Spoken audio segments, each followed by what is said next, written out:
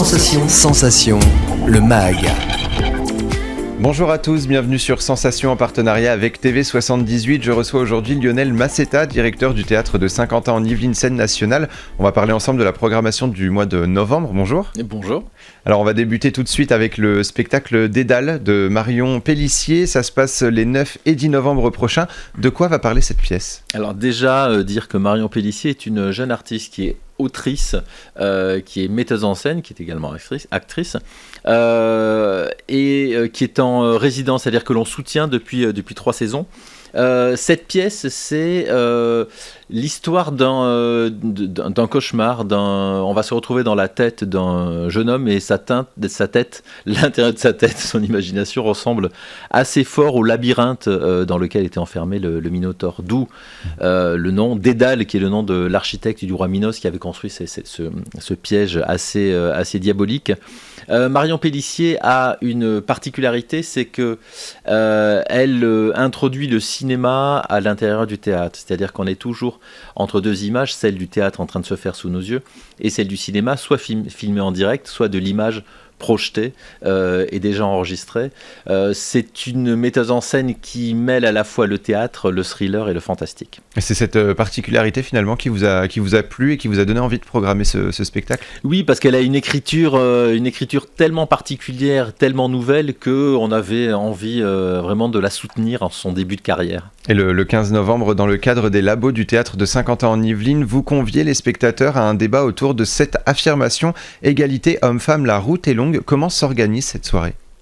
Cette soirée s'organise comme l'ensemble des soirées thématiques, des tables rondes que nous avons intitulées les labos du TSQY, Théâtre de Saint-Quentin en Yvelines, à savoir qu'une journaliste invite un certain nombre soit des chercheurs, soit des praticiens, soit d'autres journalistes pour parler d'une thématique. Là, en l'occurrence, la thématique homme-femme est une thématique qui n'est plus uniquement actuelle, puisque ça fait quand même une dizaine d'années que cette question de l'égalité homme-femme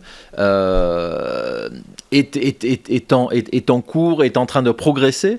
Est-ce qu'elle progresse suffisamment ? Ça, on n'en est pas totalement sûr. Alors, il se trouve que cette année, au Théâtre de Saint-Quentin en Yvelines, mais ce n'était pas très, très différent des années précédentes. On est sur 50-50, c'est-à-dire 50% de créateurs hommes, 50% de créatrices femmes. Donc, on est attaché à cette parité. Comment faire en sorte qu'elle s'étende un peu plus à tous les domaines d'activité, à tous les domaines de la société. Et vous organisez au moins une fois par mois des événements comme celui-ci autour de thématiques actuelles. Quels en sont les objectifs ? Les objectifs, c'est que chacune des thématiques est en lien avec un spectacle. En l'occurrence, la thématique sur l'égalité homme-femme est en lien avec un spectacle qui s'appelle Reconstitution sur le procès de Bobigny en 1972, procès dont Gisèle Halimi était l'avocate. Donc nous accueillons un spectacle là-dessus. L'idée, c'est les créateurs, les artistes abordent une thématique avec leurs gestes artistiques.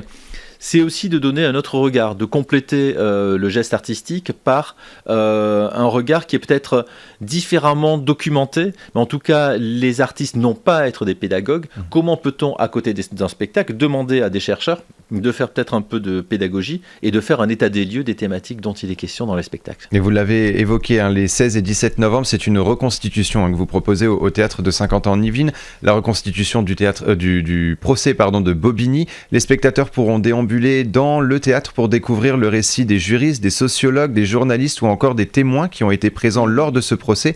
En quelques mots, quel était le sujet du procès de Bobigny ? Le procès de Bobigny faisait suite au manifeste des 343 femmes célèbres qui avaient publié une tribune, je ne sais plus dans quel journal c'était, dans laquelle elle disait, alors que l'avortement était à l'époque illégal, qu'elle disait avoir eu recours à l'avortement. Or, il se trouve qu'une jeune fille pas connue est poursuivie parce qu'elle a décidé d'avorter. Il y a donc un procès et Gisèle Halimi se sert de ce procès de 1972 pour faire finalement le procès de l'avortement et de son illégalité de l'époque. Et dans la mise en scène, c'est un procès qui a été retentissant et qui a véritablement fait progresser et qui a débouché sur la loi de 1974. défendu par Simone Weil. Dans cette mise en scène, en fait, il y a eu des dizaines et des dizaines de témoignages de gens célèbres. Il y avait Simone de Beauvoir, il y avait Michel Rocard, il y avait le professeur Monod, il y avait Jacques Millier. Voilà, un certain nombre de célébrités. Et dans la mise en scène, les 150 spectateurs déambuleront, ils auront un casque, et ils se mettront devant le comédien, il y a 15 comédiens, devant le comédien de leur choix, pour écouter la plaidoirie de leur choix. Alors ils ne pourront pas se mettre devant tous les comédiens, parce qu'il n'y a que 2 heures de spectacle, mais ils feront leur choix dans ce menu copieux, et finalement sur une thématique très actuelle. Et alors justement, on va écouter un extrait et on poursuit la programmation juste après. Madame Servan-Schreiber a publié en avril 1972 un document extrêmement important, à 1 million d'exemplaires, où elle a expliqué pourquoi elle avait avorté. Je voudrais que le tribunal, qui n'a peut-être pas lu le numéro de L du 17 avril 1972, sache dans quelles conditions elle a avorté. Madame Servan-Schreiber, j'ai avorté pour des raisons médicales, car je risquais de mettre au monde un enfant anormal. Mais ce que je voudrais également préciser ici, et qui me paraît tout à fait lié au cas de Madame Chevalier, c'est que toute femme qui veut avorter a des raisons pour cela. Quelles que soient ces raisons, c'est à elle d'en décider et de prendre ses responsabilités selon ce que lui dicte sa conscience. Et ça, c'est pas central.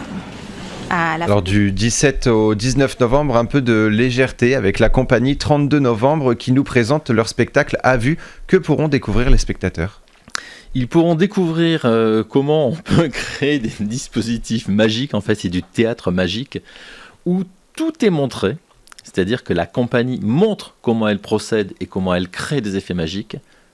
Et pourtant, ça marche. C'est-à-dire qu'en fait, le public est bluffé parce que même en ayant vu, et c'est ça qui est incroyable, même en ayant vu la façon dont c'était construit, eh bien, on se laisse totalement prendre par cette illusion-là. C'est-à-dire que notre imagination prend le dessus sur notre raison.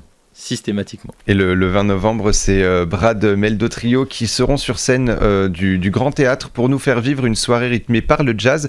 Pouvez-vous nous en dire un petit peu plus sur ce trio ? C'est un trio qui est historique, qui pour moi est aussi important que le trio de Bill Evans ou que le trio voilà, ça y est, j'ai oublié le nom. Le pianiste de jazz le plus célèbre, Keith Jarrett, que j'ai revu cet été à Marciac. J'ai vu 10 fois Brad Meldo en concert, soit en solo, soit avec ce trio. Je n'ai jamais vu 2 fois le même concert. C'est-à-dire que c'est un musicien qui est un musicien génial, créatif, inventif, concentré sur son sujet, voilà, et qui produit de la musique à chaque concert, et une musique nouvelle à chaque concert. C'est bluffant. Et le 23 novembre, c'est un spectacle de danse mis en scène par Marco da Silva Ferreira. Ça s'appelle Bisonte, je pense qu'on le prononce comme ça. Ouais. Parlez-nous de ce spectacle. Qu'est-ce qui fait son charme ? Ce qui fait son charme, c'est que Marco da Silva Ferreira a souhaité travailler sur l'hyper-masculinité qui est issue de la danse hip-hop, et au même moment que se crée ce mouvement hip-hop très masculin. Alors maintenant, il y a plus de femmes qui dansent le hip-hop. À côté de ça, il y avait une culture queer qui était une culture d'ultra-féminisation. Donc il joue sur cette ambiguïté qui date de la même époque entre l'ultra-masculinité et l'ultra-féminité. Et finalement, en travaillant sur ces endroits de fragilité des uns et des autres. Derrière ces revendications, derrière ces attitudes, il y a des endroits de fragilité. Et dans sa pièce, qui est une pièce qui emporte vraiment tout, qui emporte le morceau, il tourne, enfin c'est à la fois du hip-hop, à la fois de la danse contemporaine, il tourne autour de ces différentes techniques de danse. Voilà une pièce de danse qui donne vraiment la pêche. Et on finit le mois avec le Fandango les 26 et 27 novembre. Pourquoi programmer ce spectacle ? Moi, c'est un peu mon spectacle chouchou, si je veux en avoir un dans la saison. Il y en a plein d'autres, mais moi, ça a été un de mes coups de cœur de la saison dernière. Je l'avais vu au Théâtre National de Chaillot. C'est un jeune chorégraphe sévillan David Correa, qui travaille avec un jeune compositeur sévillan également, qui s'appelle David Lagos. Et ils ont créé une histoire. En fait, son écriture me fait vraiment penser à l'écriture de Pina Bausch, qui était vraiment la grande chorégraphe contemporaine qui a créé cette danse-théâtre. Et l'art de David Lagos et de David Correa, c'est d'arriver à faire cheminer l'histoire du hip-hop et l'histoire de l'Espagne en même temps. Les deux sont extrêmement liés, on le voit pendant ces 2 heures de spectacle. C'est un spectacle à ne surtout pas manquer. Et c'est à découvrir du coup les 26 et 27 novembre. Ouais, merci beaucoup Lionel Massetta d'avoir été avec nous sur Sensation. Pour plus d'informations, on peut se rendre sur le site théâtre-sqy.org et pour revoir ou réécouter cette émission, rendez-vous sur notre site et application Radio Sensation.